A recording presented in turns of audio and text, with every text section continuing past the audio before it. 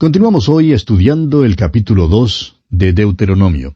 Y en nuestro programa anterior hablábamos de el cuidado de Dios por Israel. Y vimos en los versículos 4 y 5 de este capítulo 2 cómo Dios les dice a los israelitas claramente que no pueden tocar la posesión de Esaú.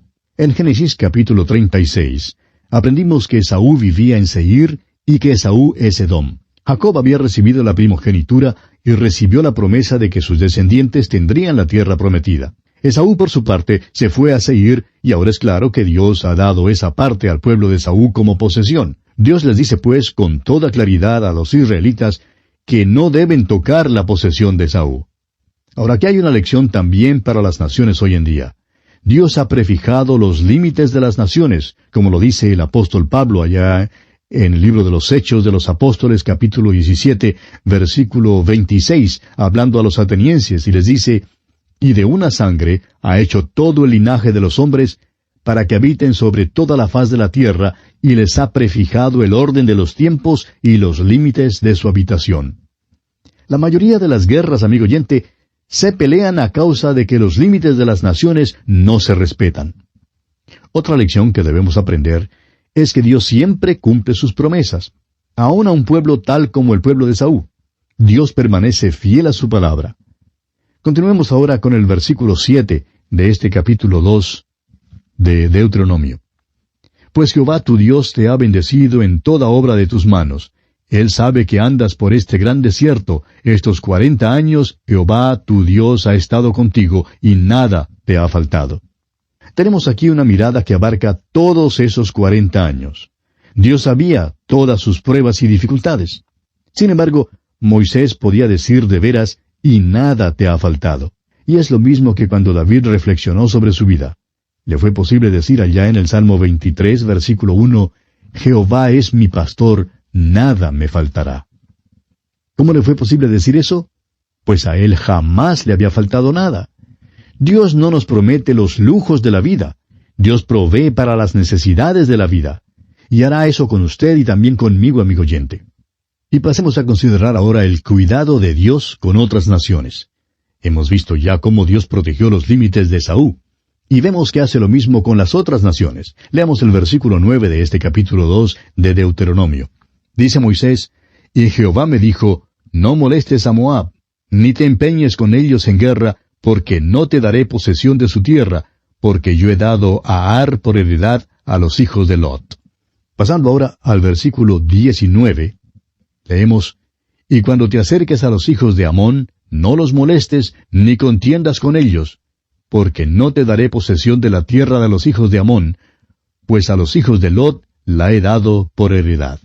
Los hijos de Israel afrontarán gigantes en la tierra, pero Dios les anima mostrándoles que para poder conquistar su tierra, Esaú también tuvo que destruir a los gigantes llamados Horeos, como lo vemos aquí en el versículo 22, donde dice, «Como hizo Jehová con los hijos de Esaú que habitaban en Seir, delante de los cuales destruyó a los Horeos, y ellos sucedieron a estos y habitaron en su lugar hasta hoy». Los hijos de Amón, para poder poseer su tierra, también tuvieron que conquistar a los gigantes, los cuales llamaban somsomeos, como vemos aquí en el versículo 20, donde dice, «Por tierra de gigantes fue también ella tenida, habitaron en ella gigantes en otro tiempo, a los cuales los amonitas llamaban somsomeos». En la actualidad todavía hay gigantes. De vez en cuando aparecen muchachos que miden casi 2 metros de altura. Al parecer, pues, había naciones enteras de gigantes en aquellas tierras. Veamos ahora la conquista de Transjordania. Leamos el versículo 24 de este capítulo 2 de Deuteronomio. «Levantaos, salid y pasad el arroyo de Arnón. He aquí entregado en tu mano a Sehón, rey de Hesbón, a Amorreo y a su tierra. Comienza a tomar posesión de ella y entra en guerra con él». Los israelitas rodeaban a Moab y a Amón. Sin embargo, Dios les dijo que no tomaran posesión de su tierra. Estas naciones les vendieron comida y bebida. Pero Dios les dijo que cuando pidieran a Sehón el amorreo que él les permitiera hacer lo mismo, éste no les dejaría pasar. Por eso no debían tener miedo de pelear y conquistarlo. Dios les da este estímulo porque ellos también afrontarían gigantes en la tierra. Deberán tomar posesión de su tierra. Dios les ha dado aquella tierra, deben tomarla por medio de la batalla y luego deben ver que Dios está con ellos porque les capacitará para vencer a los gigantes. Amigo oyente, hay dones que se nos dan como el fruto del Espíritu, pero también hay bendiciones espirituales por las cuales Dios nos pide luchar. Este es el gran principio de posesión. Dios nos permite pasar por ciertas experiencias. A veces nos manda pasar por las experiencias difíciles o por las tristes para prepararnos para la vida. O quizá Dios las use para prepararnos para que podamos ayudar a otros en sus pruebas. Debemos tomar posesión de nuestras bendiciones espirituales. Dios vencerá a los gigantes en nuestras vidas. Y bien, así concluimos nuestro estudio del capítulo 2 de Deuteronomio. Llegamos ahora al capítulo 3, cuyo tema central es la conquista y posesión de la tierra al oriente del Jordán. Vamos a dar un salto gigante por encima de este tercer capítulo porque no es nuestra intención entrar en detalle en cuanto a esta jornada por el desierto. Todo esto todavía es parte del primer discurso de Moisés, en el cual recuenta las experiencias de sus jornadas. Jornadas que ya vimos en nuestro estudio del libro de Números. Ahora Israel peleó con Sehón el amorreo y tomó todas sus ciudades y destruyó al pueblo. Tomaron los ganados y los despojos de las ciudades. Se nos cuenta esto al final del capítulo 2, el capítulo anterior. Comencemos, pues, leyendo los primeros 2 versículos de este capítulo 3 de Deuteronomio.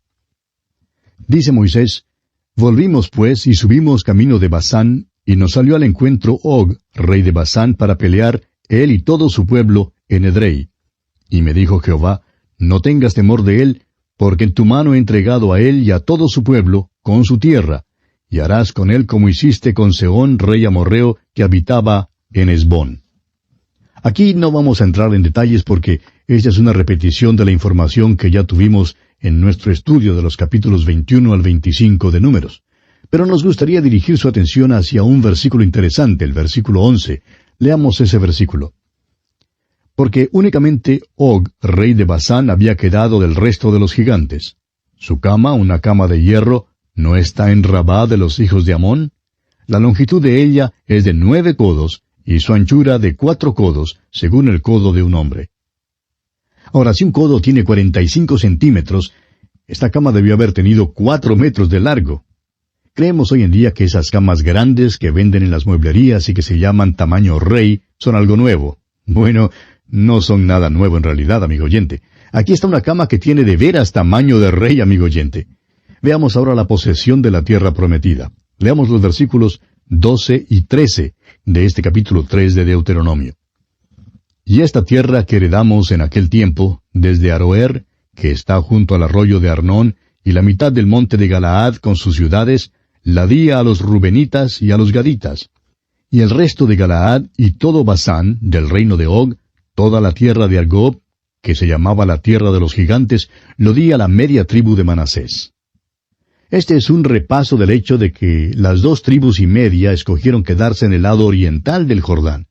Se pusieron de acuerdo para mandar al lado occidental del Jordán un ejército de hombres para ayudar a pelear sus batallas a las otras tribus. Sus esposas y niños y ganados se quedaron al lado oriental. Ya hemos estudiado este incidente, según nos lo relata allá el libro de Números capítulo 32. Pasemos pues al capítulo 4 de Deuteronomio. El tema central de este capítulo lo constituye una amonestación a la nueva generación. Estamos llegando a la conclusión del primer discurso de Moisés. Él ha repasado sus viajes. Moisés y el pueblo están parados ahora en la ribera oriental del río Jordán. Han llegado al monte Nebo. A medida que Moisés les habla, él mira en forma retrospectiva a todo ese viaje. Solamente 2 hombres allí habían hecho el viaje entero con Moisés. Eran Josué y Caleb. Todos los demás eran miembros de la nueva generación. Después que Moisés ha pasado revista a las peregrinaciones, él quiere dar sus instrucciones finales al pueblo. En primer lugar, Moisés les ruega que obedezcan a Dios. Leamos los primeros 2 versículos de este capítulo 4 de Deuteronomio. Ahora pues, oh Israel, oye los estatutos y decretos que yo os enseño, para que los ejecutéis y viváis, y entréis y poseáis la tierra que Jehová el Dios de vuestros padres os da. No añadiréis a la palabra que yo os mando, ni disminuiréis de ella, para que guardéis los mandamientos de Jehová vuestro Dios que yo os ordeno. Ellos debían cumplir la palabra de Dios. No solamente debían oírla, sino cumplirla. Fíjese usted que no debían añadir a la ley, ni tampoco debían quitar de la ley. Debían cumplirla. Si Israel hubiera guardado la ley, qué bendición hubiera sido. Pero vemos aquí una demostración en la historia de un pueblo que recibió la ley bajo circunstancias favorables, pero que no pudo guardarla. Ninguna carne será justificada delante de Dios por la ley. ¿Por qué? ¿Es porque Dios es arbitrario? No, amigo oyente, es porque la carne es radicalmente mala. Ese es el problema. Ya hemos indicado que este libro recalca dos grandes temas: amor y obediencia. Quizás usted nunca se dio cuenta que el amor es un gran tema del Antiguo Testamento, pero así es. Aquí en este capítulo 4 de Deuteronomio, Moisés le suplica a esta nueva generación que obedezca a Dios y le da las razones por las cuales debe obedecerle. En primer lugar, Dios quería preservar y prosperar a Israel. Este primer versículo nos dice que ellos debían obedecer al Señor y escuchar sus estatutos y decretos para que, como dice el Señor, viváis y entréis y poseáis la tierra. La obediencia a Dios era la única base sobre la cual Él podía bendecirles. Él deseaba su obediencia porque era su deseo bendecirles. En segundo lugar, la obediencia de Israel mostraría su agradecimiento a Dios. Leamos los versículos 5 al 8 de este capítulo 4 de Deuteronomio. Mirad, yo os he enseñado estatutos y decretos como Jehová mi Dios me mandó, para que hagáis así en medio de la tierra en la cual entráis, para tomar posesión de ella. Guardadlos, pues, y ponedlos por obra, porque esta es vuestra sabiduría y vuestra inteligencia ante los ojos de los pueblos, los cuales oirán todos estos estatutos y dirán, ciertamente pueblo sabio y entendido, nación grande es esta. Porque ¿qué nación grande hay que tenga dioses tan cercanos a ellos como lo está Jehová nuestro Dios en todo cuanto le pedimos? ¿Y qué nación grande hay que tenga estatutos y juicios justos, como es toda esta ley que yo pongo hoy delante de vosotros? Dios les había bendecido de una manera tan maravillosa que debían mostrar su agradecimiento a través de la obediencia. Ahora, en tercer lugar, el amor de Dios debe impulsar su obediencia. Pasemos hasta el versículo 37 ahora. Y por cuanto Él amó a tus padres, escogió a su descendencia después de ellos, y te sacó de Egipto con su presencia y con su gran poder. Esta es la primera vez en la Biblia que Dios le dice a alguien que le ama. Dios ha demostrado que ama al hombre desde el principio del Génesis. Hasta aquí no ha dicho nada en cuanto a ello, y esta es la primera vez que hace mención de su amor para con alguien. Da esto como el motivo de lo que Él ha hecho. Ya les ha librado de la tierra de Egipto y hará cosas aún mayores y más poderosas por ellos. La base de todo eso, el motivo de todo eso, es que Dios les ama. Esto es algo que todo el mundo debe reconocer. No importa quién sea usted, amigo oyente, Dios le ama. Es posible que usted no siempre sienta el amor de Dios. Nuestros pecados se constituyen en obstáculos entre Dios y nosotros, pero a pesar de nuestro pecado, Dios nos ama a usted y a mí, amigo oyente. Ha demostrado ese amor en la cruz de Cristo. Si usted viene a la cruz de Cristo, conocerá entonces el amor de Dios. Bien, en cuarto lugar, deben obedecer a Dios porque pertenecen a Él. El versículo 1 del capítulo 14 de Deuteronomio dice, Hijos sois de Jehová vuestro Dios, no os sajaréis ni os raparéis a causa de muerto. La obediencia a Dios es la primera ley de la vida, amigo oyente. El hombre tiene un odio natural e ingénito hacia Dios. El hombre no quiere obedecer a Dios. El hecho es que el hombre se opone muchísimo a Dios. El hombre ha vuelto la espalda a Dios, rechaza a Dios. Por toda la palabra de Dios encontramos que hay una oposición por parte del hombre contra Dios. Hallamos eso en cada hombre aún hoy en día. Una señora creyente contaba en cierta ocasión que su esposo no era salvo y decía que ella se había salvado escuchando la predicación de la palabra de Dios por radio. Y dijo, pero no me ha sido posible lograr que mi esposo vaya a la iglesia, ni tiene ningún interés, y él siempre se me ha opuesto. Ahora está empezando a escuchar la transmisión del Evangelio y es lo único que escuchará. Permítanos decirle, amigo oyente, que es la palabra de Dios lo que destruirá la oposición de cualquier hombre. No hay otra cosa que lo haga. Solamente Dios puede hacerlo. Si Israel tan solo hubiera guardado la ley de Dios, ¿qué bendición habría tenido? Veamos ahora los resultados de la obediencia y de la desobediencia. Volvamos al comienzo de este capítulo 4 de Deuteronomio y leamos los versículos 3 y 4. Vuestros ojos vieron lo que hizo Jehová con motivo de Baal Peor, que a todo hombre que fue en pos de Baal Peor destruyó Jehová tu Dios de en medio de ti. Mas vosotros que seguisteis a Jehová vuestro Dios, todos estáis vivos hoy. Sucedió que los miembros de esta generación conocieron el tiempo cuando Balaam fue llamado para maldecir a Israel y no le fue posible maldecirlo. El hecho es que solo le fue posible pronunciar bendiciones. Pero hizo una sugerencia al rey Moab. Aconsejó al rey que aunque no podía maldecir al pueblo, el rey debiera dejar que su pueblo bajara para casarse con los hijos de Israel. Esto implantaría la adoración falsa entre ellos y luego Dios les juzgaría. Y esto es exactamente lo que pasó. Usted recordará que vimos esto allá en el capítulo 25 de Números. Esto debía servir de ejemplo a esta generación y también debe servir de ejemplo a nosotros. Hay una recompensa por su obediencia. Aquellos que sí siguieron al Señor vivían y entrarían en la tierra. Dios les recuerda de nuevo que la obediencia trae con ella la bendición. Continuemos con el versículo 5. Mirad, yo os he enseñado estatutos y decretos como Jehová mi Dios me mandó, para que hagáis así en medio de la tierra en la cual entráis para tomar posesión de ella. La obediencia traería la bendición de Dios. Entrarían en la tierra para tomar posesión de ella, y su obediencia debía servir a un otro fin. Leamos el versículo 6. Guardadlos, pues, y ponedlos por obra, porque esta es vuestra sabiduría y vuestra inteligencia ante los ojos de los pueblos, los cuales oirán todos estos estatutos y dirán, ciertamente pueblo sabio y entendido, nación grande es esta. Israel debía ser un testimonio a todo el mundo. Debía testificar al mundo de una manera opuesta a la que la Iglesia testifica al mundo. Dios nos manda a ir a todo el mundo y predicar el Evangelio. Ese mandato es dado a cada creyente. Cada creyente en Cristo debe tener alguna participación en proclamar la palabra de Dios hasta los fines de la tierra. Ahora, francamente, a la nación de Israel nunca le mandó a salir. Debían convidar. Venid, a la casa de Jehová iremos, dice. Su obediencia, su lealtad a Dios, haría que las otras naciones oyeran estos estatutos y que se fijaran en que las bendiciones de Dios hicieron de Israel una gran nación. Y entonces, ¿qué harían? ¿Qué hizo, por ejemplo, la reina de Saba? Bueno, ella vino desde los fines de la tierra. En aquel entonces no había los aviones a reacción como hoy. Hizo un viaje largo y arduo. Ahora, si una mujer venía y viajaba toda esa distancia bajo tales circunstancias, ¿no cree usted que algunos hombres también vendrían a ver también? Y vinieron. Así, de esa manera, Israel testificó al mundo. Esa es la razón por la cual Dios dijo que ellos deben obedecerle. Si le obedecían, Dios les bendeciría y serviría de testimonio a todas las naciones. Pero si no le obedecían y se apartaban del Señor, entonces Dios enviaría juicio sobre ellos. Leamos el versículo 9 ahora.